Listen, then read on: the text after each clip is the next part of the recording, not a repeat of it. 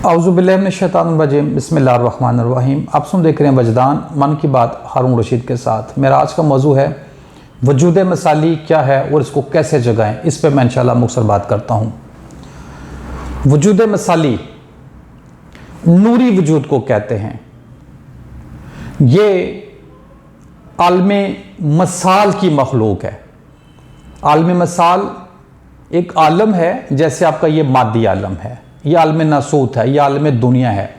ठीक है, इसी तरह एक आलम है जिसको आलम मसाल कहते हैं। उस आलम मसाल के अंदर जितनी भी मखलूकात है जो इस दुनिया में आनी है वो नूरी मखलूकात होती है। मतलब उनका जो वजूद होता है वो नूरी होता है। ठीक है, पहले इस दुनिया में ज़हूर से पहले जो ज़हूर होता है वो आलम मसाल में होता है। यानी कि आलम मसाल के अंदर मखलूक पहले वजूद में आती है, नूरी वजूद के साथ वो वहां ज़हूर करती है, फिर इस आलम में मादे के साथ ज़हूर करती है।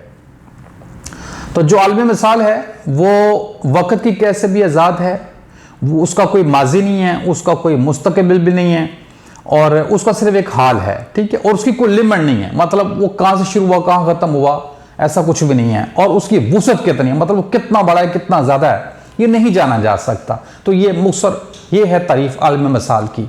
ठीक है, तो आलम मसाल का ही अक्स है ये मादी आलम। मतलब ये मादी आलम जितना भी है ना, ये अक्स है आलम मसाल का। आलम मसाल हकीकत है, ये उसकी मतलब नकल कह लें। ठीक है, वो असल है।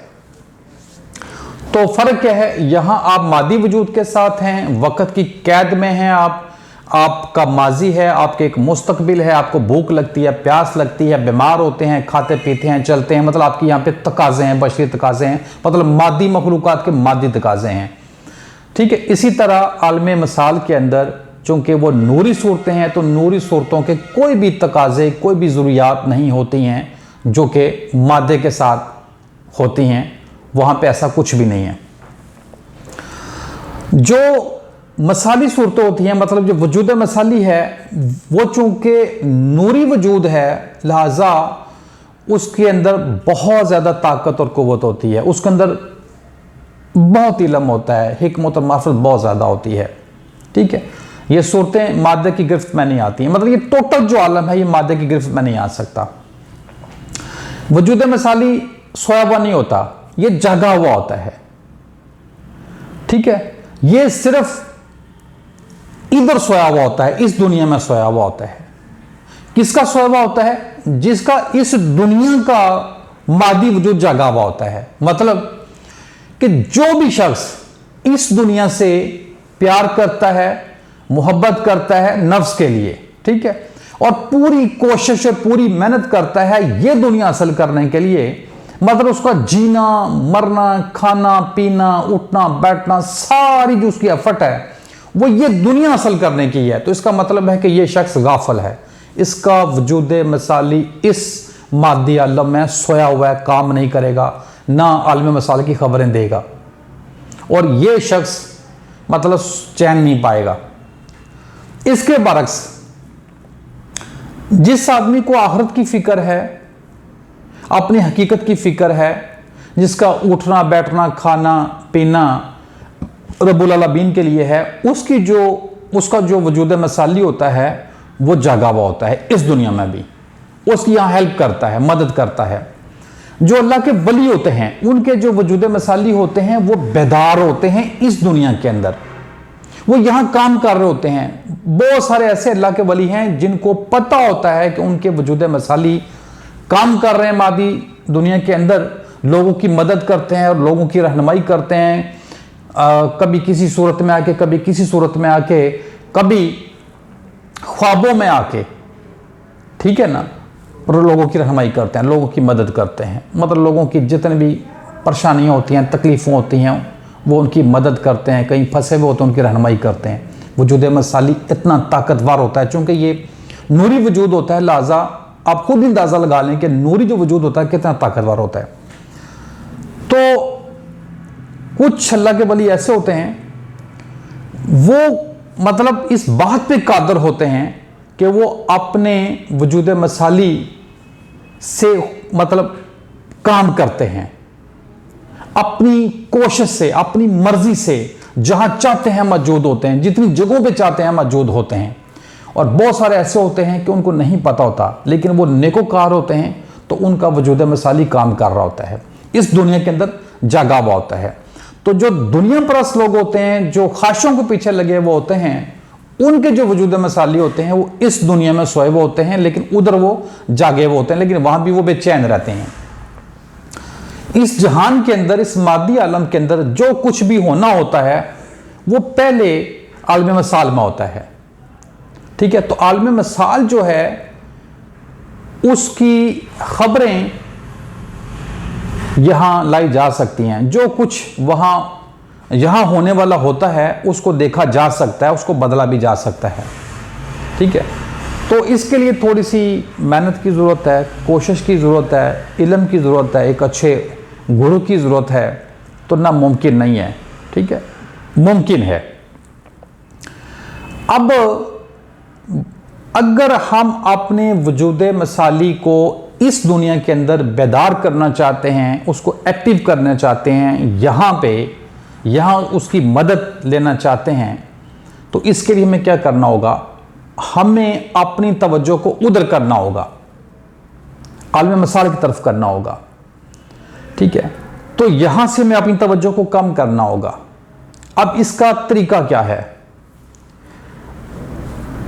खुद को ज़्यादा से ज़्यादा तन्हाई में लेके जाना, ज़्यादा से ज़्यादा जिक्र अस्कार करना, खुद को ज़्यादा से ज़्यादा मतलब भूखा और प्यासा रखना, मतलब जितनी आपको ज़रूरत है ना खाने और पीने की, उस ज़रूरत को भी कम कर लेना, मतलब ज़रूरत के मुताबिक बोलना, अपना जो है ना सोना उसको बहुत कम कर लेना, ज़्यादा जागने की प्रैक्टिस करनी, कम बोलना, अच्छे दोस्तों की सुबत में रहना, जिक्र करते रहना।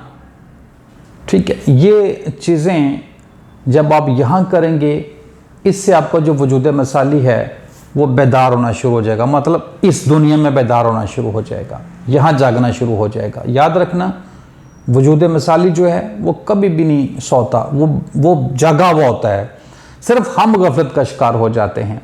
ठीक है, अब इस दुनिया में अगर आप अपने वजूद मिसाली को इधर एक्टिव कर लेते हैं तो आप बहुत ताकत हासिल कर सकते हैं, बहुत इल्म हासिल कर सकते हैं, आप इस दुनिया को बहुत आसान कर सकते हैं, आप अपनी आखिरत को भी बहुत आसान कर सकते हैं।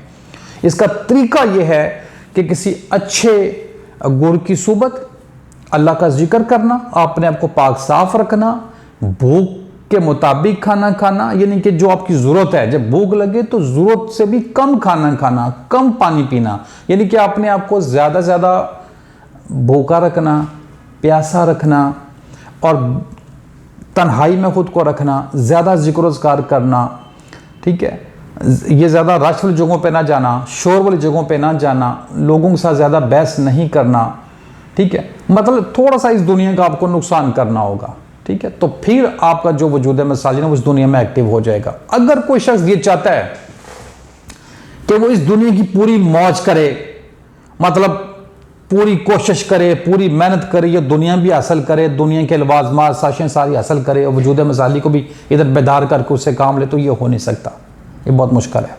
ठीक है, वजूद मिसाली नूरानी वजूद है, वो मादे की गिरफ्त में नहीं आ सकता। वो शख्स जिसका जो अपनी मादी जो ख्वाहिशात हैं, जो उनसे उनके ताबे हो गया, उनसे मगलूब हो गया, उसका वजूद मिसाली यहाँ बेदार नहीं होगा। ठीक है, वो आलम मिसाल में भी कमज़ोर होगा। ठीक है, जिसका नफ्स हमारा इस दुनिया में कमज़ोर होगा, उतना ही उसका वजूद मिसाली जो है वो ताकतवर होगा। जो वजूद मिसाली है, जब वो वजूद में आता है, मतलब जब उसको नूरानी वजूद मिलता है, तो वो बहुत ताकतवर होता है, बहुत ताकतवर होता है। ठीक है, फिर वो नूरानी जो वजूद है, जब वो ज़हूर करता है मादे के साथ इस मादी आलम में, तो फिर इस मादी वजूद के साथ यहाँ पे जो भी अमाल होते हैं, इन अमाल के मुताबिक वो जो नूरी वजूद है, मिसाली वजूद है, वो कमज़ोर होता है या तवाना होता है। जब वो कमज़ोर होता है तो इसका मतलब ये होता है कि वो यहाँ से गाफिल हो गया, यहाँ वो कुछ नहीं कर पा रहा। ठीक है, वो आलमी बाला की या मलाए आला की खबरें मालूमात यहाँ नहीं दे रहा। अगर आप चाहते हैं कि मलाए आला की, ठीक है ना, रूहानियों की नूरानी मालूमात, आला अरफा किस्म की मालूमात, खबरें, इल्म आपके पास आए, तो आपने अपने वजूद मसाली को इस दुनिया में बेदार करना। उसका बेदार करने का मैंने आपको तरीका बता दिया है कि जितना आप इस वजूद को कमज़ोर करेंगे, इसको कमज़ोर करने का एक ही तरीका कि इसके जितने भी गैर ज़रूरी तकाज़े हैं, ज़रूरतें हैं, उनको ख़त्म कर दें।